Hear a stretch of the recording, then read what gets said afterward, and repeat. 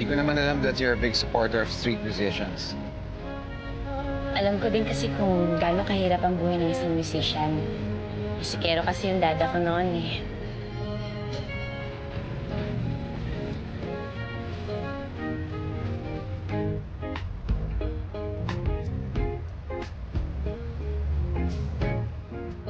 Nagbabanda si Dada sa cruise dati. Kaya kahit malayo siya sa amin, tinitiis niya na lang. Doon lang kasi may decent pay para sa mga musikerong katulad niya eh. Yung mama mo.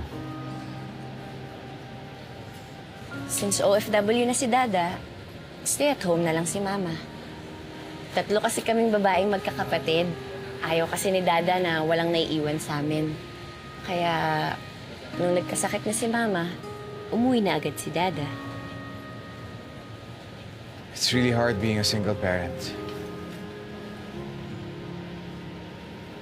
Alam mo, totoo yan. Kaya nga nagkasakit na si Dada eh. Pagkatapos nun, nag-usap na kami ng ate ko na magtutulungan na lang kami. Siya munang magdodoktor. Kapag natapos na siya, ako naman yung magmamasteral studies. So is that part of the reason kung bakit ka magre-resign?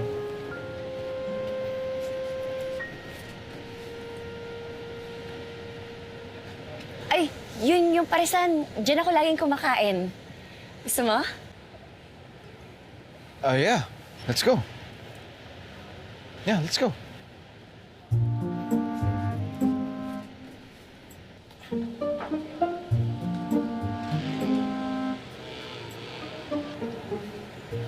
Ate, what's your best seller here? Paris, Mami. Yun yung dinadayo ng mga tao dito. Di ba, ate? Po, Boss Pogi, baka gusto mo ng combo. Samahan mo na rin ng kanin para complete ricados ang almusal nyo. Sige, ate. I'll get one of each.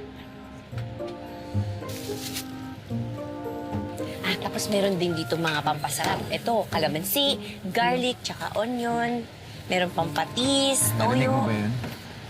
Lahat sila pogi yung tawag sa akin. Thank you. Hindi naman masyado. It's yours. Nice. This. Excuse me po!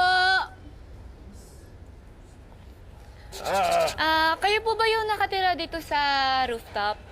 Oo, bakit? Sir Ronnie? Kimari! Kimari! Ay! Ano ginagawa mo dito? Stalker ka, no? Paano mo nalaman ito building ko? So, iisa nga lang talaga yung polo mo? Oo! Pero wag mo na sasabihin sa opisina, ha? Eh, bakit di ka na lang bumili ng extra? Sayang eh. Palibasa kasi kayo, aksaya ko sa pera. Libre naman yung coffee sa office, bili kayo ng bili sa labas. Kain kayo ng kain sa labas, pwede naman kayo magbaon, di kayo magtipid. Eh, bakit ang hilig mong pumorma sa office namin kung minamata mo kami? Para pag nakikita ako ni BMC, pag nakita niyang masipag ako, tapos nakabihis ako, kukunin niya ako, tapos i-mentor niya ako at magiging junior BMC na rin ako. Hindi ba mas magastos kung araw-araw ka naglalaba tsaka nagpa-plancha? Ang daming tanong eh. Nakikita mo ba ito kay Marie? Damit siya na may-ari. Kaya ali tubig na rin ako at ali sabon. Siyempre, paplansyahin ko pa.